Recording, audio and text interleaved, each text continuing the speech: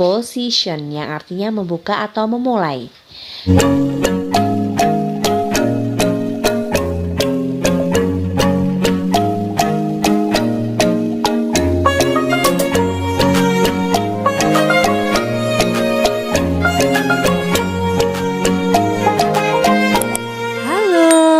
Assalamualaikum warahmatullahi wabarakatuh. Selamat pagi, selamat siang, selamat sore, dan selamat malam anak-anakku yang berada dimanapun. Untuk kalian, anak-anak MTS maupun SMP di seluruh Indonesia, khususnya di MTSN 4 Blitar. Hai, juga anak-anak kelas 10 yang mengikuti materi tes eksposisi. Nah, pada kali ini Ibu akan membahas tentang full bab. Di sini kita masuk ke bab 3 untuk kelas 8. Baik anak-anak, bisa kita langsung cus apa sih arti dan pengertiannya? Pengertian teks eksposisi. Jadi eksposisi itu berawal asalnya dari bahasa Inggris yang artinya exposition, yang artinya membuka atau memulai. Teks eksposisi dapat diartikan sebagai teks yang memaparkan atau menerangkan suatu hal atau informasi. Nah, teks eksposisi ini bersifat ilmiah atau non-fiksi. Ingat kan materi pembelajaran Buriska di video sebelumnya di drama ya, itu dulu Ibu pernah menjelaskan tentang fiksi dan non-fiksi. Non-fiksi ini berkaitan dengan fakta-fakta atau data-data yang ada sehingga selalu bersifat ilmiah. Oke. Kemudian tujuan teks eksposisi ini untuk menjelaskan atau memaparkan. Jadi fungsinya expose itu kan berarti penjelasan atau pemaparan. Sehingga tujuan eksposisi itu menjelaskan atau memaparkan segala informasi yang gunanya tentu akan menambah pengetahuan si pembaca. Strukturnya berbentuk seperti piramid. Sebenarnya Ibu tidak menyebutkan sebagai piramid ya. Ada 3 struktur yang harus dimiliki teks eksposisi. Di situ telah tertulis ada tesis, argumentasi, dan penegasan ulang.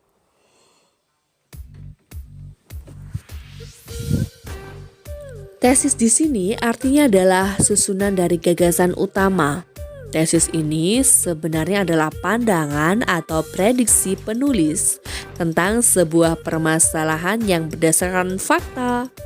Kemudian yang argumentasi di sini artinya adalah penjelasan atau pendapat yang secara lebih mendalam menyatakan pernyataan pendapat yang diyakini kebenaran oleh penulis melalui pengumpulan fakta-fakta sebagai penjelasan argumen penulis. Nah, untuk penegasan ulang yakni adalah penguatan kembali atas pendapat yang telah ditunjang oleh fakta-fakta dalam bagian argumentasi bagian sebelumnya. Next. Ciri-ciri teks eksposisi. Ciri-ciri di sini pasti akan bisa menjawab 5W1H atau adiksimba. Masih ingat kan anak-anak? Apa sih 5W1H itu? Nah, di sini ada susunannya. Adiksimba, apa, siapa, di mana, kapan, mengapa, dan bagaimana.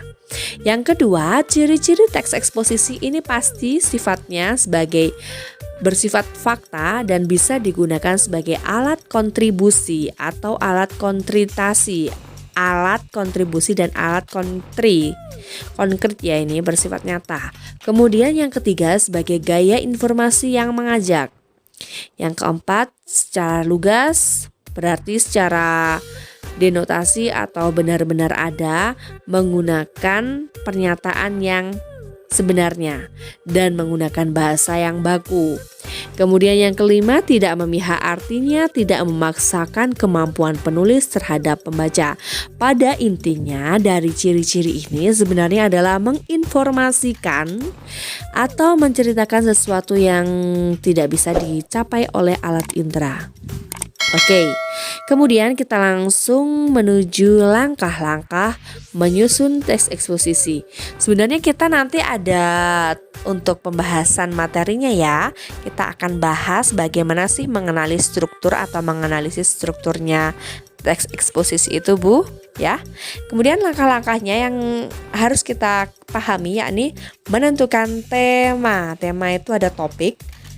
Nah, sebelum kita menuliskan itu baiknya ada tema yang harus dibatasi supaya kenapa? Tema itu diwujudkan sebagai gagasan atau ide dari sebuah hal, peristiwa maupun kejadian.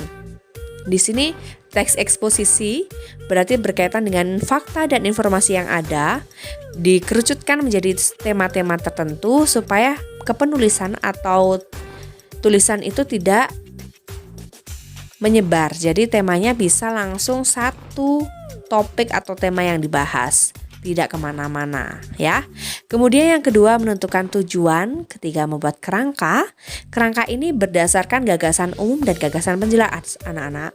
Burska kemarin di video sebelumnya pernah menjelaskan kan apa sih gagasan utama atau ide pokok dan apa sih gagasan penjelas atau ide penjelas itu. Nah, itu nanti kita ulas kembali apabila kalian kesulitan ya. Kemudian yang keempat mengumpulkan bahan berdasarkan fakta dan data-data yang valid. Yang terakhir menuliskan karangan. Kerangka itu dituliskan dengan berdasarkan bahan atau fakta, kemudian dirangkai untuk menulis karangan dan argumentasi atau ditambahkan menjadi sebuah teks eksposisi. Jenis-jenis. Pada jenis-jenis teks eksposisi itu banyak sekali.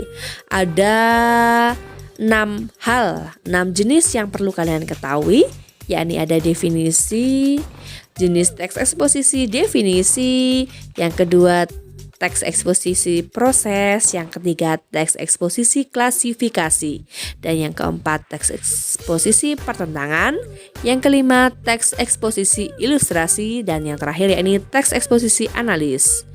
Nah, di sini ada penjelasan yang perlu kalian pahami. Definisi jelas pada pengertian. Contohnya ini ada kata adalah, temulawak adalah. Kalimat definisi ini menandakan bahwa teks ini adalah salah satu jenis teks eksposisi definisi. Nah, yang kedua yakni teks eksposisi proses. Proses di sini artinya sebagai proses pembuatan atau proses penggunaan yang menerangkan cara untuk melakukan sesuatu. Nah, proses ini biasanya ditandai dengan kata penghubung ya. Berawal dari, kemudian, lalu, pertama, kedua, karena proses seperti prosedur gitu. Nah, ternyata proses ini disebutkan sebagai contoh dari buah jeruk nipis.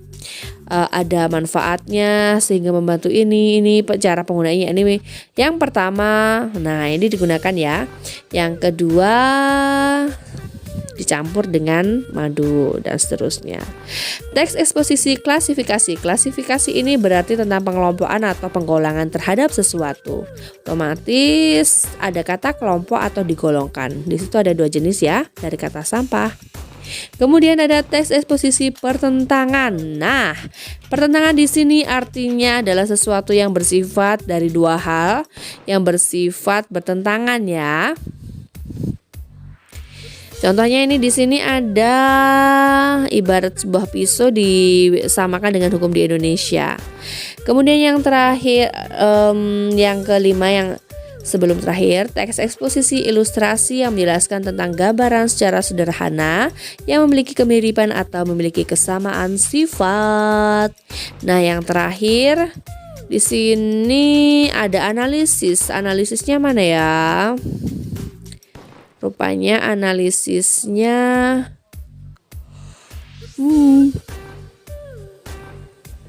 Nah, kebahasaan teks eksposisi. Di sini ada adverbia atau kata keterangan, adjektiva kata sifat, dan nomina kata benda, yang kemudian yang terakhir adalah kata kerja. Leksikal ini termasuk sebagai unsur kebahasaan ya. Jadi bahasa itu ada leksikal, gramatikal, kemudian apalagi ilmu ya ini terkait dengan kebahasaan. Leksikal artinya menurut KBBI adalah kosakata. Jadi makna leksikal adalah makna yang berkaitan dengan kata, leksem atau kosakata. Nomina di sini sebagai pengetahuan ya untuk kalian anak-anakku kelas 8 mungkin atau anak-anakku yang di kelas 10 bisa membaca ini. Nomina kata benda. Kata anak-anak di sini ada nomina atau kata benda, yakni merupakan kata yang mengacu pada kata benda yang artinya nyata maupun abstrak dalam kalimat berkedudukan sebagai subjek dan dari bentuk maupun maknanya ada yang berbentuk nomina dasar maupun nomina turunan. Nah, pada nomina dasar ini contohnya ada kata benda dasar seperti yang belum berimbuhan kata imbuhan atau imbuhan ya, imbuhan kata itu ya kata dasar bertambahan dengan imbuhan menjadi kata berimbuhan. Di sini ada rumusnya nanti pertemuan kemarin di kelas 7 Ibu pernah menyampaikan di situ.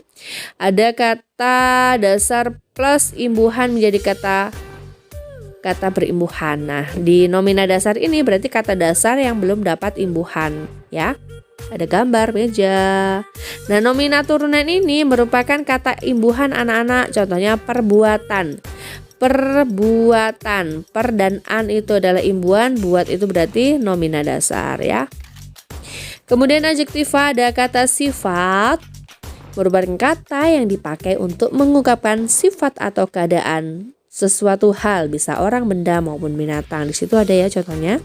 Kemudian adverbia di sini ada kata keterangan, adverb kalau bahasa Inggrisnya. Adverbia ini merupakan kata yang melengkapi yang memberikan informasi yang berdasarkan SWT, keterangan suasana, waktu dan tempat. Di sini ada yang pertambahan alat, cara, tujuan gitu ya. Kemudian ada konjungsi atau kata hubung. Di sini kamu pasti sudah paham banget tentang kata hubung ya.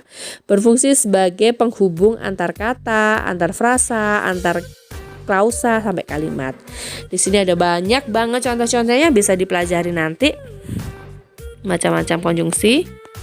Dan yang terakhir ada pronomina, yakni kata ganti ya. Oke, demikian itu dulu anak-anak teks eksposisi yang perlu kalian pahami.